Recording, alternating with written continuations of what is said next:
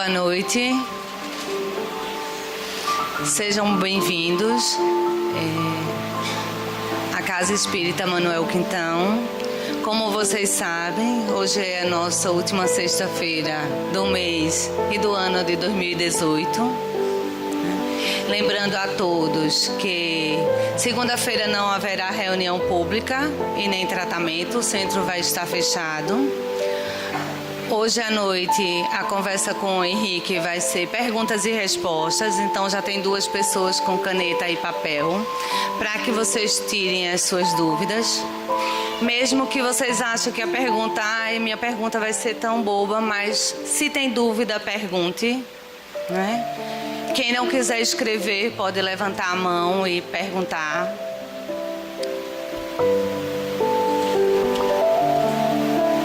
Hoje não vai ter o exórdio, então nós vamos fazer a nossa prece e começar com as perguntas.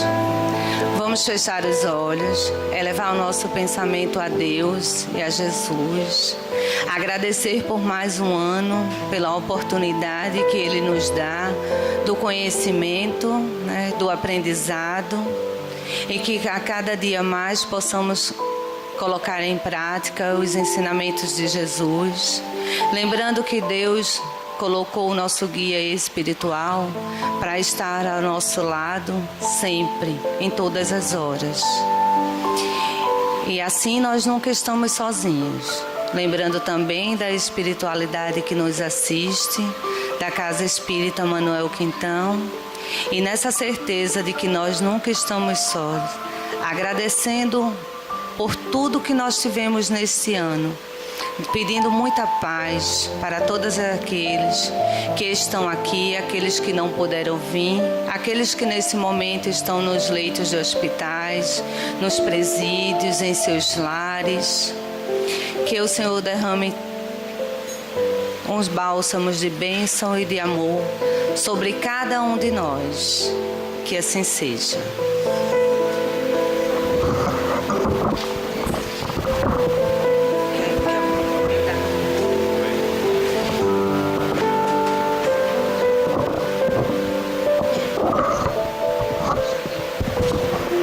Boa noite a todos.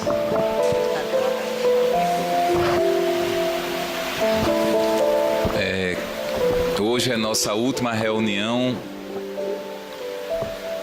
da sexta-feira do mês e do ano de 2018.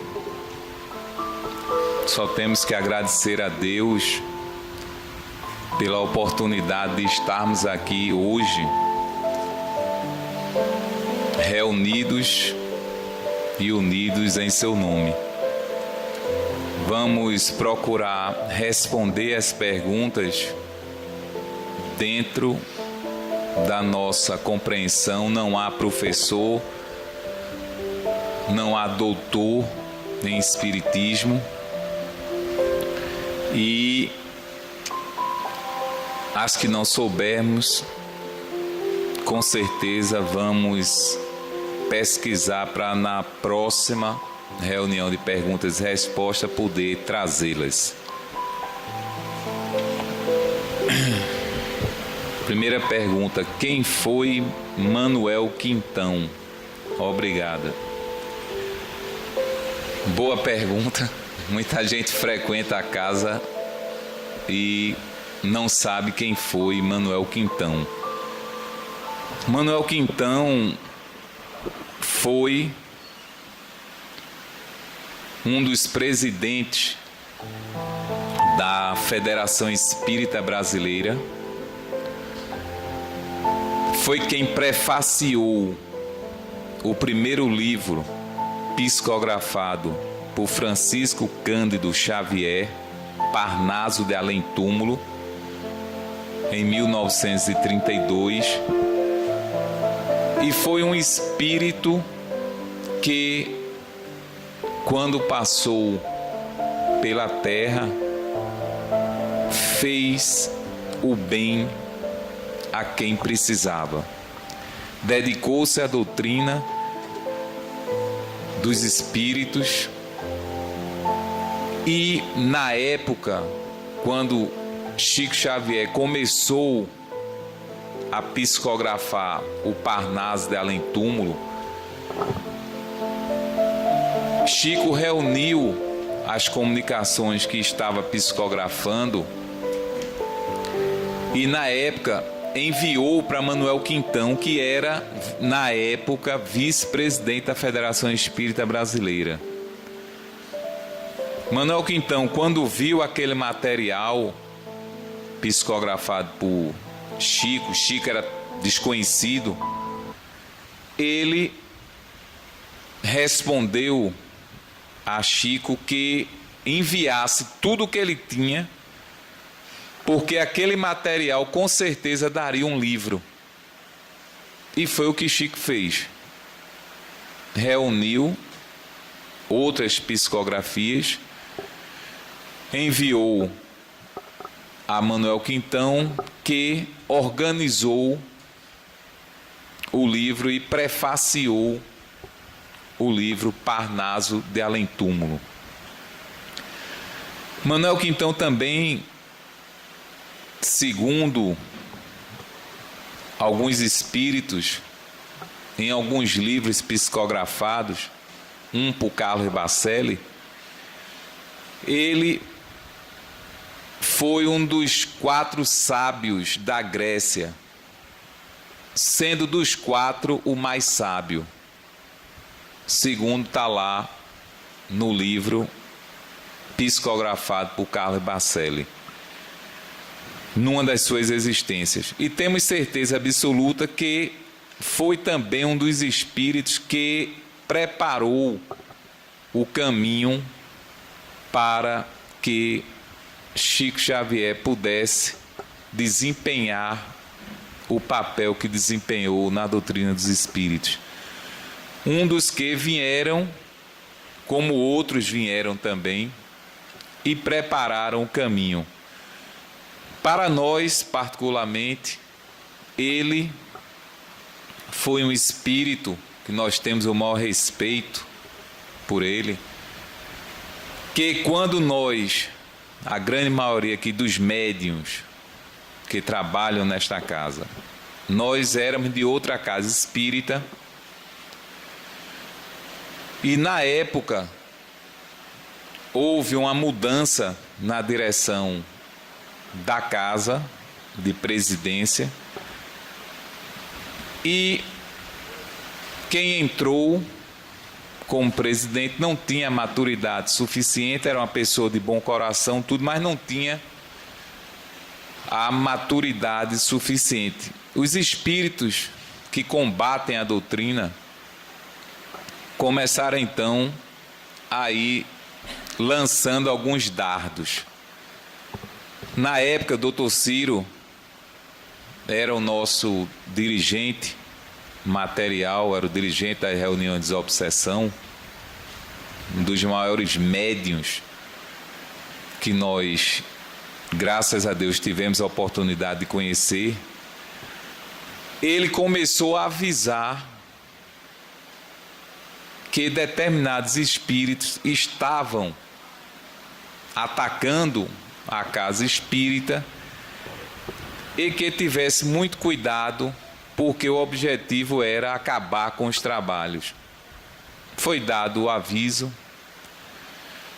foi pintado o retrato do espírito que estava coordenando esse ataque, mas não vamos aqui julgar. Ocorreu que quiseram modificar a reunião que há muitos e muitos anos Dr. Ciro coordenava e que os frutos eram visíveis.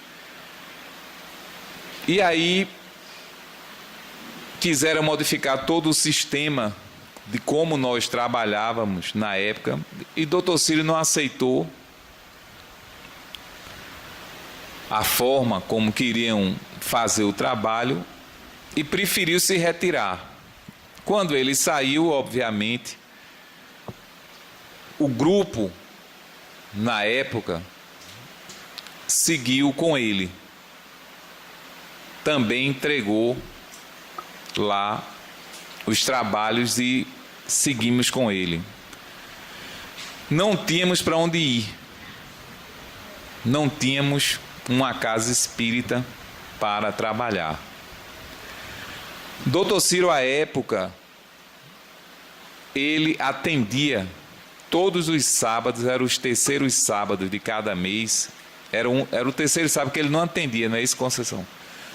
O resto ele atendia na casa dele, começava a atender de 4h30, 5 horas da manhã. Vinha gente até de outros estados para fazer o atendimento com ele.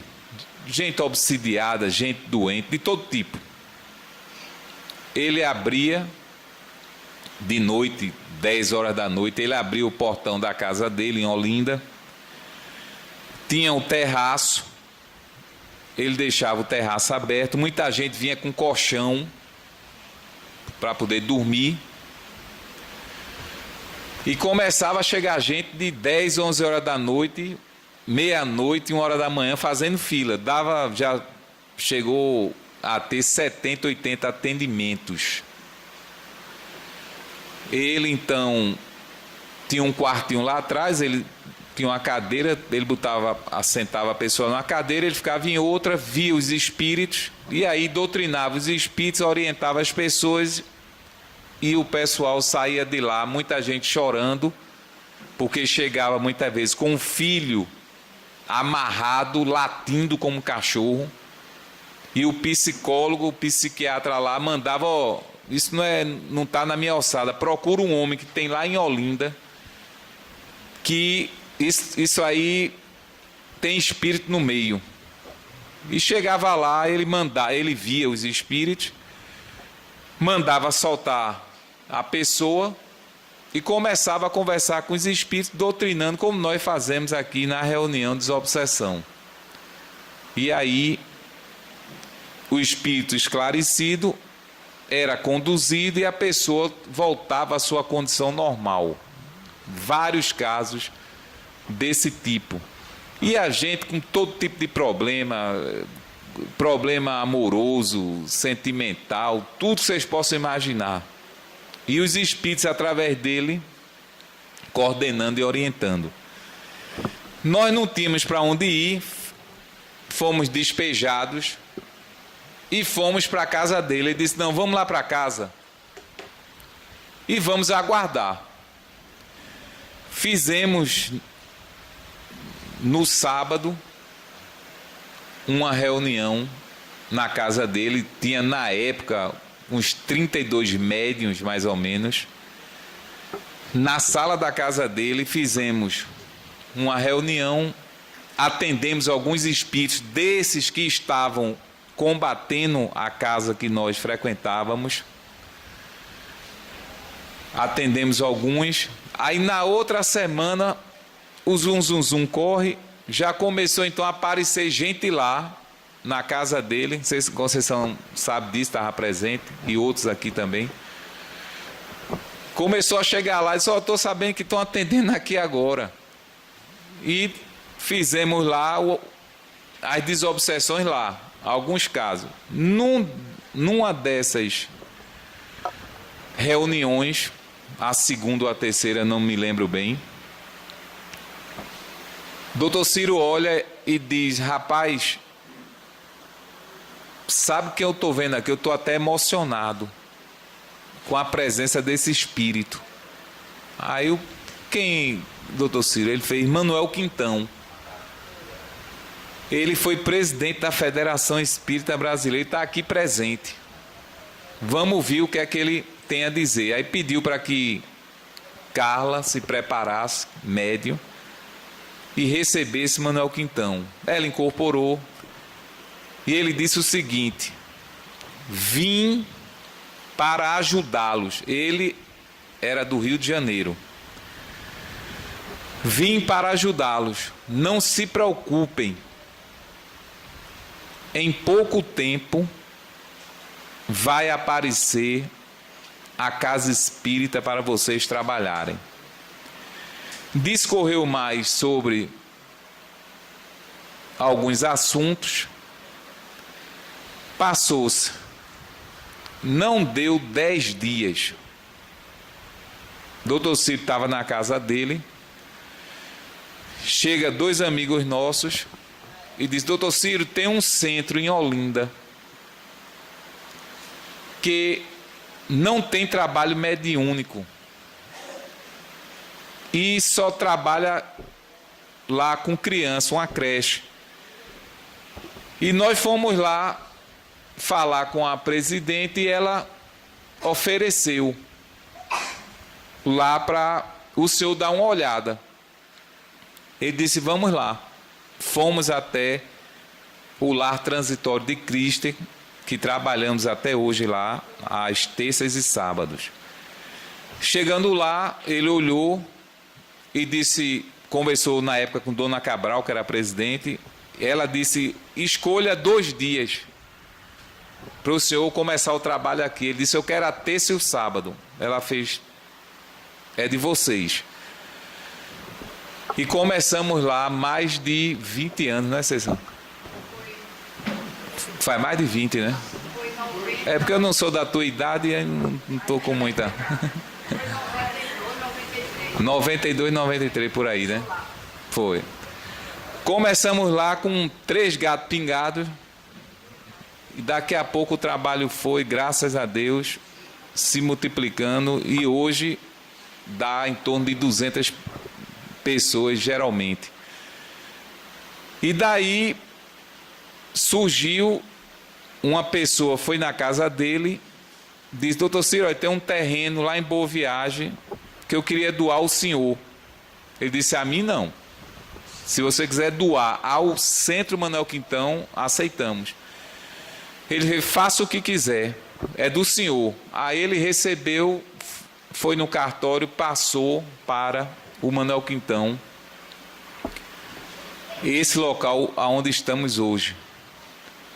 E aí um grupo de amigos se reuniu, começou devagarzinho, levantamos a casa, com muito trabalho, principalmente de um dos nossos amigos, que passou um ano aqui praticamente, levantando as paredes. Depois... só tem um buraco aqui, lixo. E quando estávamos aqui, Manuel Quintão incorporou em Doutor Ciro e disse: esse lugar estava reservado para o centro. Vai ser construído aquilo que havia sido planejado. E, em verdade, foi. Depois chegou um senhor na casa dele e outro, e doutor Ciro, olha, tem um centro lá no Ibura, que minha esposa era médium de Umbanda, desencarnou e está parado o centro, e eu queria doar ao senhor. Ele disse: a mim não, para o Manuel Quintão. Fomos lá, e do centro, que já estava com a estrutura, que era um centro de Umbanda, nós começamos lá o trabalho espírita. Hoje funciona no Ibura, funciona em Boa Viagem e funciona em Olinda. Só que lá é o lar transitório, nós prestamos o trabalho mediúnico lá. E para concluir, ele se apresentou numa reunião que estávamos presentes e disse: funde uma creche. Na época eu estava presidente do Manuel Quintão. Ele disse: funde uma creche, chegou o momento. Não vai lhe faltar recurso, confie. Terminou a reunião, confesso a vocês que eu não dormi. Não consegui na noite. Porque eu disse: como é que eu construí uma creche? Nunca trabalhei com criança. Não tenho dinheiro. Não sei nem para onde vai. Mas estava com poucas pessoas nessa reunião, um amigo, mais minha esposa e a esposa dele. E aí ele fez: missão foi dada, vamos cumprir. Eu disse: vamos. E começamos então a pensar, viemos aqui, começamos a olhar por aqui, se tinha algum local. Encontramos uma casa por aqui por dentro, mas não tinha condições, era muito lá dentro, não tinha nem como reformar, nem também tinha dinheiro. E aí fizemos uma reunião com a diretoria, mostramos a comunicação, alguns médios, não, muito bom tudo, mas vai fazer como? É mais na frente e tal. Bem, poucos dias depois, eu recebo um telefonema do meu irmão. Aí disse: Henrique, tu quer meu carro? Eu disse: de graça, porque a gente até desconfia, né? Aí ele disse: sim, quer meu carro? Eu disse: lógico que eu quero. E o meu? Ele fez: faça o que quiser. O carro era usado. Aí eu disse: rapaz, aí tem coisa. Aí, quero. Quando isso foi numa quinta-feira, mais ou menos, quando foi no domingo no Evangelho, o Espírito Luiz Carlos incorporou e disse o seguinte: está pensando que o carro é seu? Nós fizemos chegar na sua mão, venda e comece a obra.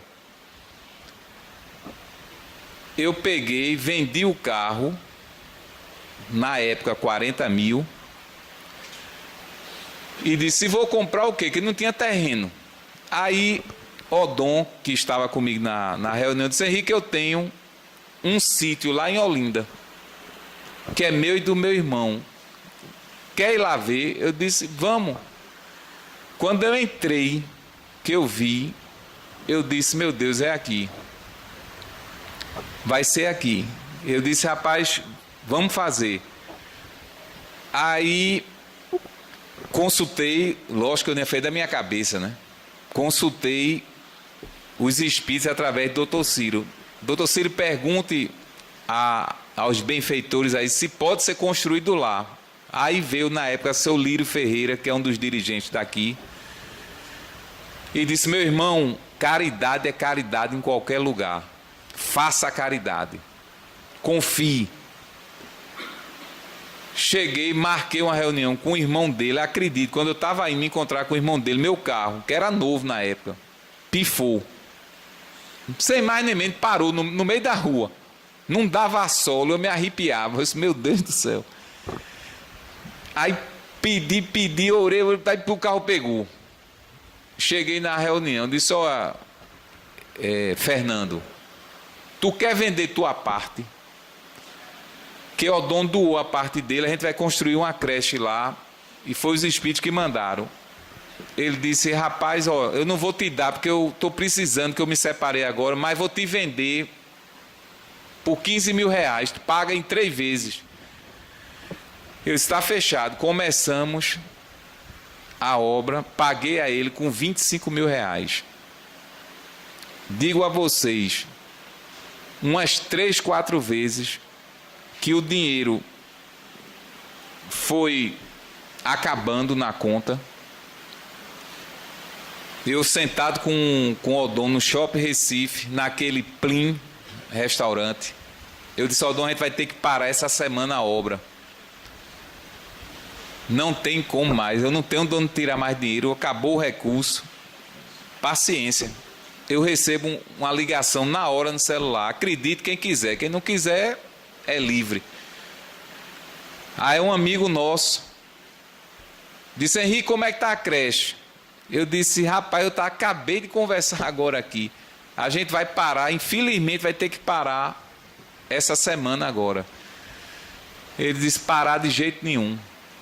Não vai parar não. Mande vir buscar aqui 25 mil reais. Eu disse: quanto? Eu nem estava meio...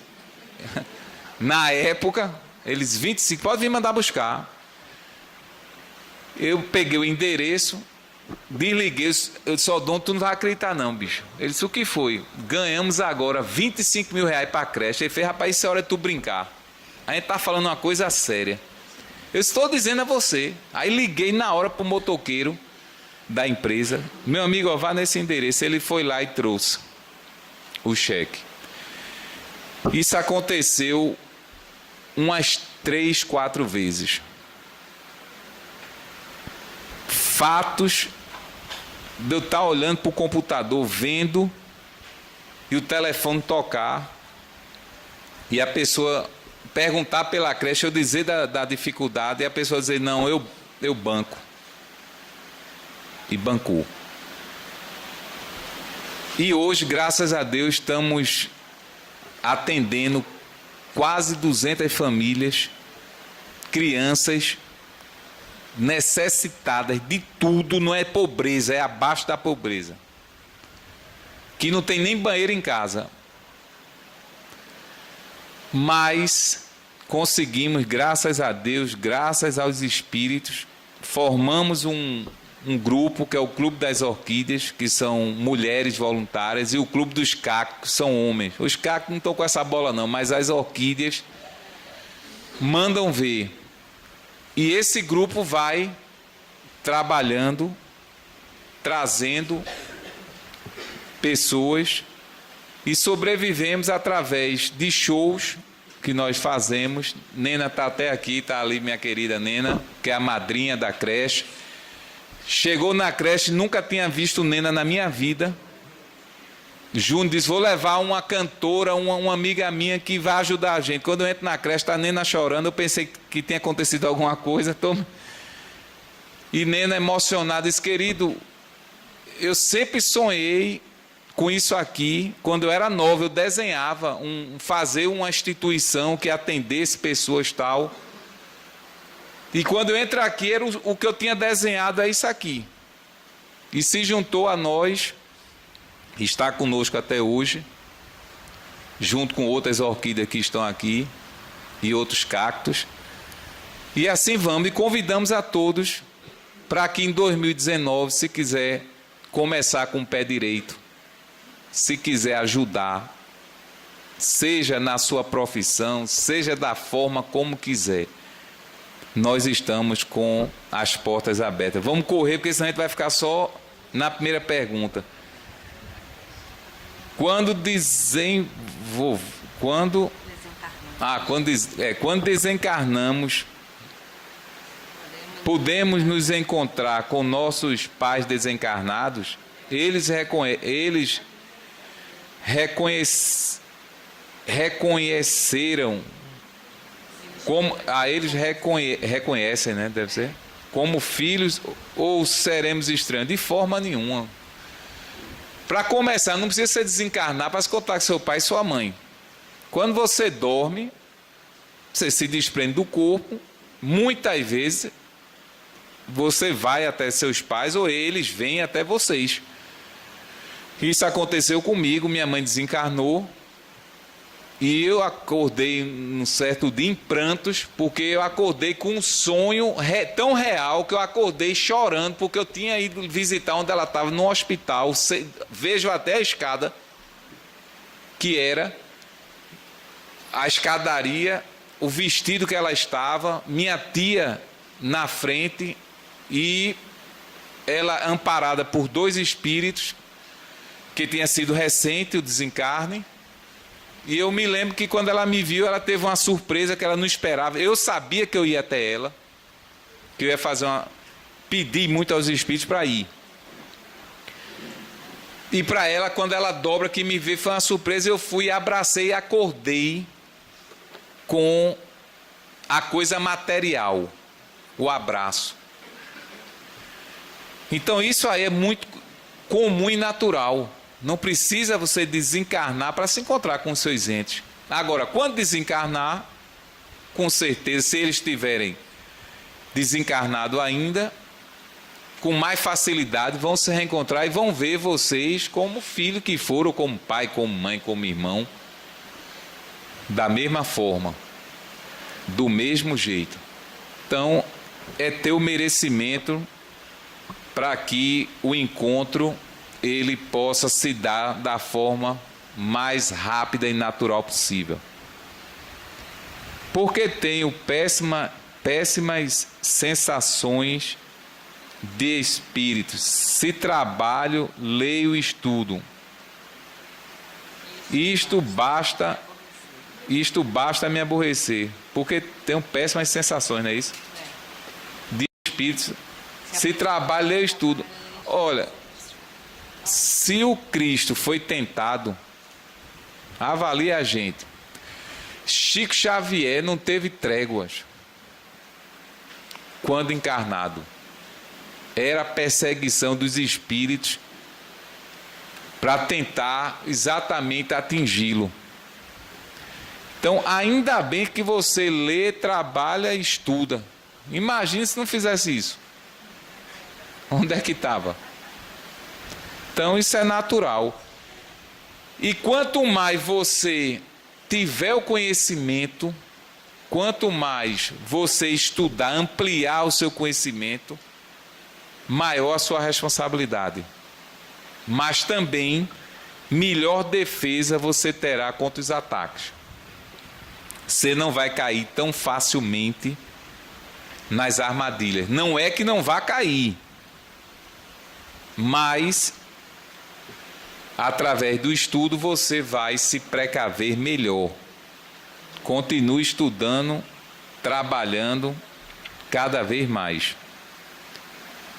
Boa noite. Só agradecer a toda a equipe Manuel Quintão por esse trabalho. Obrigado a Deus e a vocês.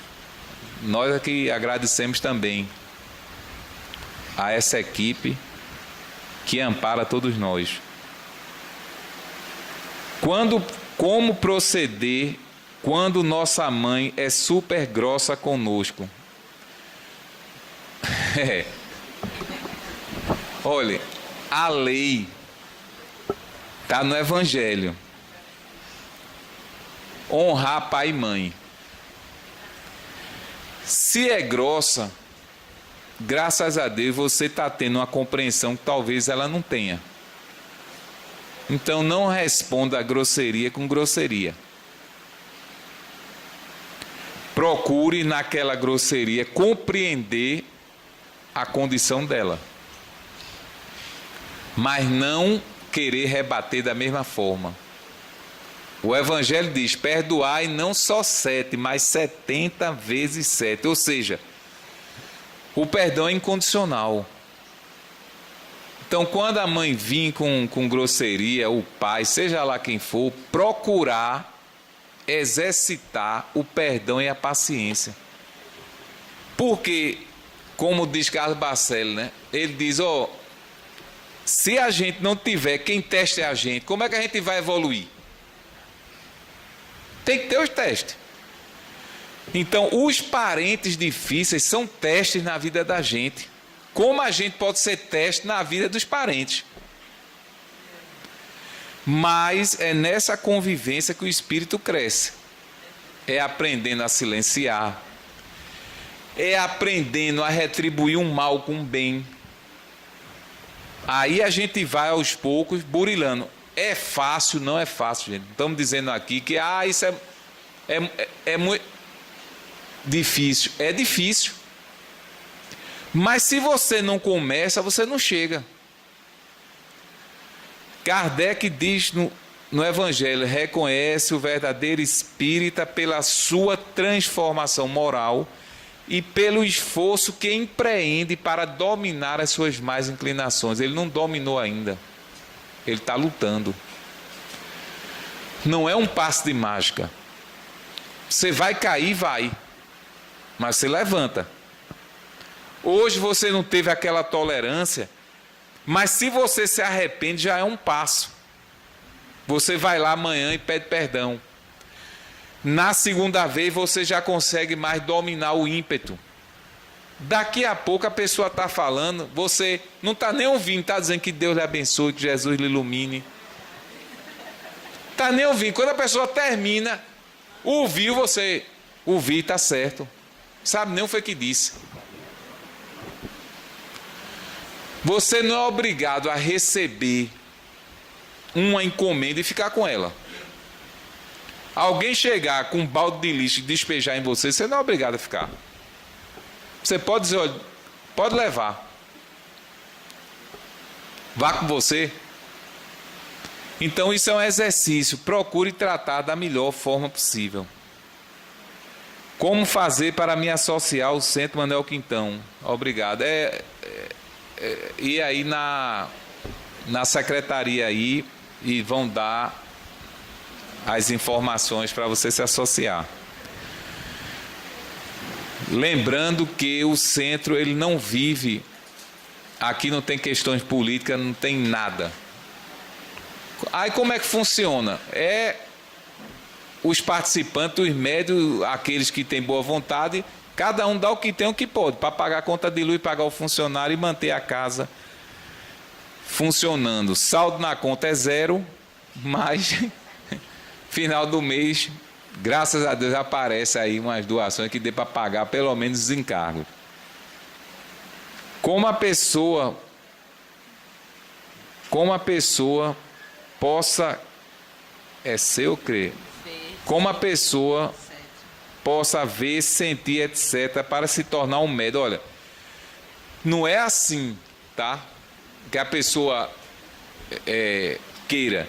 Kardec define no Livro dos Médiuns que médium é todo aquele que sente em qualquer grau a influência dos espíritos. Qualquer grau. Uns sentem menos, outros sentem mais. Usa-se o termo médium para aquele que tem a mediunidade mais ostensiva. Quando a pessoa tem alguns sinais de mediunidade, aí você, quais são os sinais, Henrique? Não é uma regra matemática como 2, 2 são 4. Mas vamos lá. A pessoa pressente vulto, vê vulto, escuta vozes. Dentro de casa há alguns fenômenos de transporte. A pessoa não consegue dormir direito, é pesadelo direto.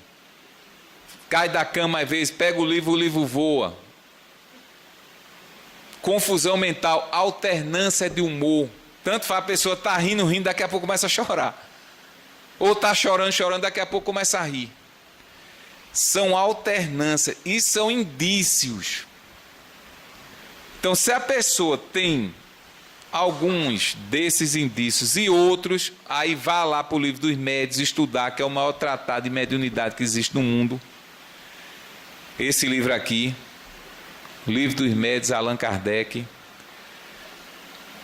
A pessoa tem alguns sintomas, naturalmente, ele frequentando uma casa espírita bem orientada, ele vai para reuniões especializadas, aonde essa faculdade ela vai se educando, se aprimorando. E daí a pessoa pode vir a ser um médium psicógrafo, um médium de psicofonia, um médium vidente, um audiente, pode, para ser passista não necessariamente a pessoa tem que ser médium, pode ser um passista, pode ficar numa porta, pode, não interessa. Não há mediunidade melhor do que a outra. É o uso que você faz daquilo que você tem. A pessoa, eu não sou médium nenhum, Henrique, mas se você presta um serviço com boa vontade, se você varre um chão, se você está numa fila recebendo as pessoas, que se está lá na frente, você está usando as suas condições da melhor forma possível. Não há aquele, é porque fulano é médio vidente, é melhor do que eu que sou médio passista. Não existe isso. Quem pensar dessa forma é porque não estudou o Livro dos Médiuns. E está totalmente equivocado com relação à mediunidade. Mediunidade não é o que você tem, é o uso que você faz. Se você fizer um bom uso, você vai estar usando a sua mediunidade da melhor forma possível. Porque quando chego em algum lugar, sempre tem gente bocejando como se estivesse com sono. Quando chega em algum lugar, sempre tem gente bocejando como se estivesse com sono. Se fosse numa casa espírita, nós poderíamos dizer. Agora não vamos responder fora, né? Aqui, por exemplo, às vezes nós estamos aqui falando, às vezes estamos observando, tem pessoas que estão ouvindo do outro lado da palestra, como espírito, não está aqui. Quando acaba, a pessoa volta. Mas me deu um sono que eu não sei o que foi que houve. Geralmente tem um autor que ele diz o seguinte: há 3 causas geralmente de sono. Primeira, o cansaço físico, fadiga. A pessoa chegou do corre-corre do seu trabalho, veio distante, chega agitado, aí entra no ambiente, o ambiente é preparado espiritualmente.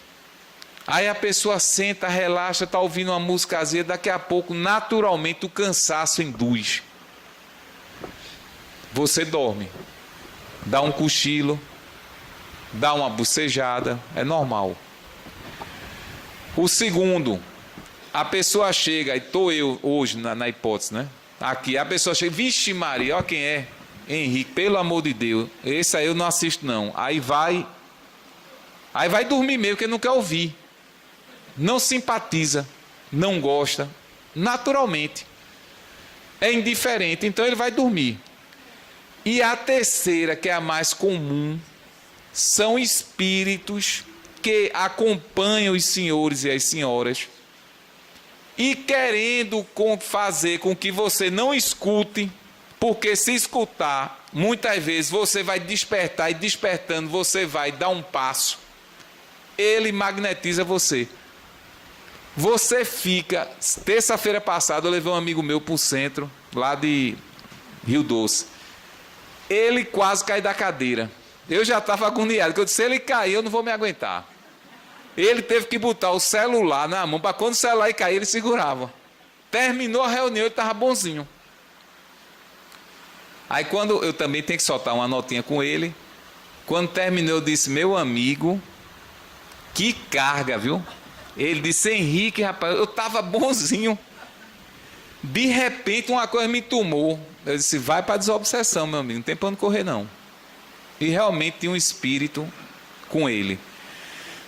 Então, quando vocês chegaram numa casa espírita, que começar a sentir um torpor, e que for muito forte, levante-se, vá aqui, lave o rosto, volte, sente. Se continuar, fique em pé. Para que o espírito não tenha o domínio sobre você. Você tem que reagir. Então, se você dormir, você vai perder, você não vai ouvir. E muitas vezes, o seu guia espiritual, através de quem está falando, dá um recado para você que ninguém sabe. E a pessoa fala, mas como é que pode? Eu nunca me viu e contou minha vida. Não é ele que contou. O espírito que acompanha solicita aos dirigentes espirituais para que possa usar aquele que vai falar, para que através dele possa dizer o problema que a pessoa está vivenciando. E muitas vezes a pessoa recebe uma resposta para um problema que tinha e que nunca tinha dito. Então essas são as causas. Agora, se fora daí, nós não podemos responder. Porque muitas vezes chego na casa da minha mãe, lugar onde tive sempre... Tem sempre confusão. Da minha mãe, lugar onde tem sempre confusão, fico com um peso nas costas e uma sonolência. Bem, a resposta está na pergunta, né? Se é um lugar que tem sempre confusão, então é natural que o ambiente seja pesado. Necessário se faz, mas também nós não sabemos se ela vai, se acredita ou não acredita, mas era fazer o evangelho no lar, para que esses espíritos que lá convivem, que residem, eles possam se esclarecer. No evangelho, muitos espíritos são esclarecidos. Está conversando, o espírito está ouvindo, está do lado. Daqui a pouco, com o passar do tempo, como nós encarnados, a pessoa começa a compreendeu, se liberta da ignorância. Então, antes de ir, ore, peça a Deus, ao Cristo, ao seu guia espiritual, apele para todos os espíritos que você confie, ore e vá. Agora, se puder lá implantar o evangelho, seria a melhor solução. Poderia nos passar a notícia de José Círio da Penha? É sabida alguma de suas reencarnações? Olha, Dr. Ciro, ele está com 91, vai fazer 92, agora 19 de maio. Está com Alzheimer, né? Em casa hoje, em cima de uma cama, praticamente não fala, mas espiritualmente tivemos sábado com ele. Ele deu um recado na reunião lá de Rio Doce, através de um médium do filho dele, que é vidente também, e ele deu um recado lá. O corpo está lá, não serve mais para o espírito, mas o espírito totalmente lúcido e trabalhando.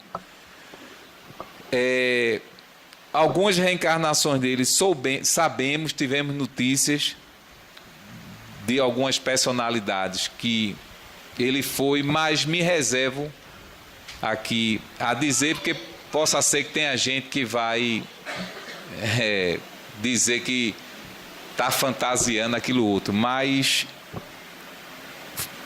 envergou alguns nomes aí. Como distinguir o tipo de sonambulismo que a pessoa tem, sem lembrar de nada que a pessoa falou ou fez? Se não fosse o espiritismo, ainda seria tratado como loucura? Na verdade, tem muita gente nos hospícios, internados lá como loucos, que nada mais são do que médiuns. Médiuns.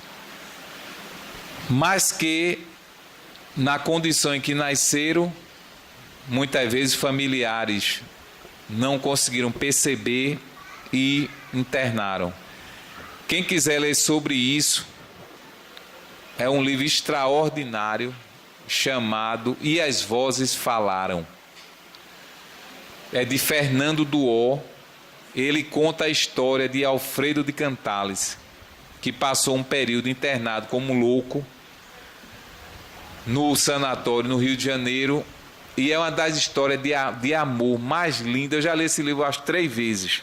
Você chora. Quem é romântico ou romântica, que quer ver uma história de amor, leia E as Vozes Falaram, Fernando Duó, narrando a história de Alfredo Cantales, que é um espírito que, vez por outra, trabalha também aqui conosco. Já deu algumas comunicações através do Dr. Ciro. E quando ele vem, ele só fala de amor. E vai contar exatamente essas perturbações que ele tinha, que nada mais é que a mediunidade que ele era portador. E depois, graças a Deus, ele conseguiu provar que não era louco, que era médium. E conseguiu sair, aí conta a história dele. Oi. Era antes, João Rodrigues. E o sonambulismo, com certeza. Tem mais 5, né? E o sonambulismo, com certeza. Kardec fala no livro dos médios sobre o sonambulismo, né? Cita alguns exemplos sobre pessoas sonambulas. Tem até uma que receitava medicamento e uma vez foi receitar e não conseguiu. Ele disse: mas por que você não receita? Ela disse: não, porque o espírito que me diz não está aqui. Ele só receitava no sonambulismo quando o espírito apresentava-se. Aí é a mediunidade. Quando não, ele não conseguia. Dele mesmo ele não tirava. Era o espírito que dizia. Qual a visão espírita das pessoas que fazem tatuagens? Existe alguma obra espírita que fala sobre isso? Olha, isso não é... Kardec, na época, não existia nem tatuagem, eu acredito, né? Mas aí não se trata da visão espírita, né? Se trata da pessoa ter bom senso. Todo mundo é livre, fazer o que quer. Eu pergunto, a pessoa que fez uma tatuagem, que tenha feito, a que seja, mas se é uma pessoa que tem um bom caráter, se é uma pessoa que faz o bem, que ajuda o próximo, ela vai ser pior do que uma que não tem a tatuagem, mas no entanto é uma pessoa que faz o mal, que é invejosa, orgulhosa, que se puder derrubar um, derruba. Vai ser a tatuagem que vai distinguir? Acreditamos que não. Não é o fato de você ter colocado. Quem que colocou, colocou. Quem não colocou é porque não gosta, não quer. Outros gostam. Mas não é o fato em si da tatuagem.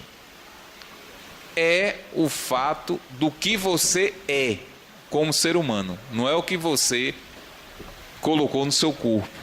Então, não vemos nisso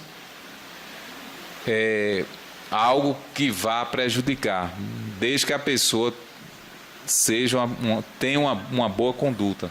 Qual seria a orientação para conseguir melhor proveito numa reunião de estudos da mediunidade? A atenção, com certeza, a disciplina, a não faltar à reunião, porque a mediunidade se interessa pelo médium na proporção que o médium se interessa pela mediunidade. É uma via de mão dupla.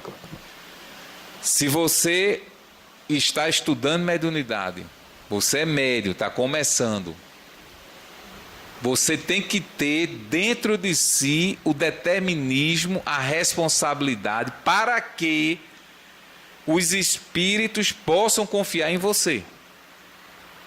Então você começa a frequentar a reunião de estudo, mas você não falta, você participa, você chega em casa, você estuda. Naturalmente, você vai perceber que a sua faculdade ela vai se ampliando. Por quê? Maior recurso você está oferecendo. Se chegar aqui um grande pianista, tiver um piano de caudas e tiver um apito, ele vai escolher o quê? Pode falar. Ele vai poder, através do piano, tirar muito mais melodia do que o apito. A mesma coisa são os espíritos. Tem dois médios. Vai procurar aqueles que têm maior recurso que ele possa usar. Não é que o médium não possa usar, o espírito não possa usar um médium que não tenha os recursos necessários. Usa. Numa necessidade, mas tendo aquele que tem mais recurso, ele vai procurar o que tem mais recurso. O Espiritismo como doutrina não possui dogmas nem preconceitos. Como entender o grande número de reencarnações de espíritos com desvios nas condutas no campo da sexualidade? Olha, é até bom citar isso aí, é pena que o tempo está voando. Essa pergunta eu acredito que esteja ligada ao caso de João de Deus, o médium. Primeiro, que é bom, fique muito claro, independente se ele é espírita, católico, evangélico, budista, não interessa. Cada um responde pelos seus atos, independente. Se ele cometeu o que estão dizendo, ele vai responder perante a lei os abusos que ele cometeu como ser humano. Não somos nós que vamos julgar. Que ele curou. Os espíritos utilizavam. É médio? É, porque já foi um pesquisador da Bahia lá e pesquisou e viu que tinha espírito que atuava através dele. Agora, se um médico comete um abuso, como vários cometem, a medicina é condenável? Todos os médicos são condenáveis? Se um advogado errar na sua função, todos os advogados são errados? Se o empresário sonegar, todos os empresários sonegam? Se um padre errar, todos os padres são culpados? Não. A doutrina está muito acima do homem. Agora, como homem, e principalmente no campo da sexualidade, nem todo mundo consegue segurar. A força é muito grande. A energia. Chico Xavier dizia o seguinte: perguntaram a ele, Chico, você não sentia nenhum desejo? Ele disse, meu filho, quando eu sentia essa energia, eu procurava me afastar e começava a conversar com essa energia para canalizar ela para as obras. Porque ele era homem. Mas ele conseguia fazer com que essa energia sexual dele fosse para a psicografia, fosse para a cura, fosse para a caridade. Mas nem todo mundo consegue. Nem todo mundo consegue. Por conta disso, isso é um infeliz, é um condenado. Não, gente, ele vai responder por aquilo se realmente for constatado que ele fez. Ele vai responder. Mas ele teve a participação dele como médium, ele fez a parte dele. Poderia ter feito muito mais, poderia. Mas é ele a consciência dele. Nós é que não vamos julgar.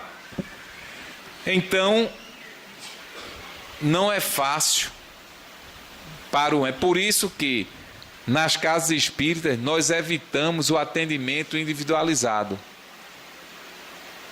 fechado, já para não suscitar nenhuma dúvida de tocar no passe. Não tem que estar tocando, principalmente um homem ou uma mulher. Não toca. Para tocar, chama outra mulher, bota a mão no estômago, na barriga, e o médico bota a mão quando há necessidade, mas não toque direto, porque não precisa. A pessoa está lá, o médium está aqui, dá o passo, não precisa. Já para ter esse cuidado. Como explicar numa incorporação mediúnica em plena tribuna durante uma reunião pública sem que a pessoa se lembre do ocorrido? Olha, geralmente não é para acontecer. Tá numa reunião, numa tribuna, a pessoa incorporar sem mais nem menos, não. É diferente do médium vir para a reunião, para no final da reunião ele dar uma comunicação ao público. É diferente. O médium chega, a pessoa está falando, o médium está aqui concentrado, terminou, o médium vai e o espírito dá a comunicação ao público. Isso é uma coisa. Mas a pessoa está daqui a pouco incorporar na tribuna, tem alguma coisa errada. Mas não sabemos o caso, não podemos aqui julgar aquilo que não vimos. Outra coisa, você está falando e haver a incorporação, mas a incorporação que não precisa, você não está nem sabendo. Mas o espírito muitas vezes está usando aquele que está falando e a pessoa às vezes quer parar e não consegue, quer olhar para o assunto, não consegue, porque o espírito realmente ele domina e vai direcionando o assunto. Mas não precisa, para isso, a pessoa aqui incorporar, botar a mão na cabeça, dar um streamlick, nada disso. Aí é outra história. Quanto hospitais espirituais existem aqui no Brasil? Em Pernambuco tem algum? Bem, aí é impossível responder a essa pergunta. Nós não sabemos quantos hospitais existem. O que sabemos é que toda cidade, todo estado, todo país tem suas colônias espirituais. Todos. Tem seus hospitais, tem suas faculdades. A vida continua, gente. A vida continua. Isso aqui é uma cópia imperfeita do mundo espiritual. Não é o mundo espiritual que é uma cópia da Terra. A Terra é que é uma cópia imperfeita do mundo espiritual. Então existem hospitais, existem. O espírito desencarna, a maioria vai ser interno, até se restabelecer. Quando se restabelece, tem alta. Aí vai começar a viver a vida espiritual, que é a nossa verdadeira origem. Para finalizar,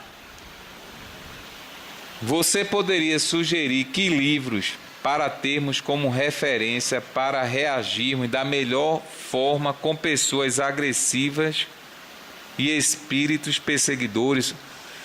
Olha, como base, isso aí é sine qua non, como base é a codificação espírita, Kardec. O que é o espiritismo? O livro dos espíritos, o Evangelho segundo o Espiritismo, Livro dos Médiuns, Céu e Inferno, Obras Póstumas e Gênese. Juntando a Revista Espírita, que são 12 volumes. Se você quer realmente conhecer doutrina espírita, você tem que ler Kardec, para começar. Você não vai começar uma casa pelo telhado. Alguém começa, já começou? Conseguiram? Não. Você tem que rasgar o chão, fazer a base. Depois que você lê, mas não é ler prolegômenos, não sei o que é isso não, vou pular, vou logo aqui. Não. É ler do início. Você começa a ler e refletir sobre aquilo que está lendo. Aí quando você... E o primeiro livro é o que é o Espiritismo, recomendado por Kardec. Porque aí você vai saber como é que Kardec chegou ao mundo espiritual. Porque ele não criou o mundo espiritual, ele não inventou, já existia. Mas como é que ele chegou a esse mundo? No livro O que é o Espiritismo, Kardec vai dizer como é que ele chegou ao mundo espiritual. Como é que ele descobriu esse mundo, revelou. Quando você lê Kardec, aí você vai ter uma base para poder ler outros livros. Depois de Kardec, Chico Xavier, indiscutivelmente, o que você pegar pode ler, não interessa. O que tem de livro de Chico Xavier, através de Emmanuel, André Luiz, Bezerra de Menezes e outros, falando de mensagens exatamente do que foi solicitado na pergunta, é uma infinidade. Hoje já vai com mais de 540 livros psicografados por Chico Xavier. Você vai desencarnar e talvez não leia, não consegue. Mas qual é o remédio para qualquer doença? O Evangelho segundo o Espiritismo. Leia todos os dias. Todos os dias você vai ler sobre paciência, você vai ler sobre perdão, você vai ler sobre tudo, egoísmo, orgulho, vaidade, ambição. Tudo. Diariamente. Porque você tem que se fortalecer para o dia a dia. Todo dia que você sai de casa, você não sabe a que está exposto ao que vai enfrentar. Se você se prepara, naturalmente, você vai estar mais fortalecido. Então, recomendaríamos Kardec primeiramente. Evangelho todos os dias. 10 minutos, 15. Perca um capítulo da sua novela, do seu filme, do seu lazer, mas leia, porque você vai se fortalecer.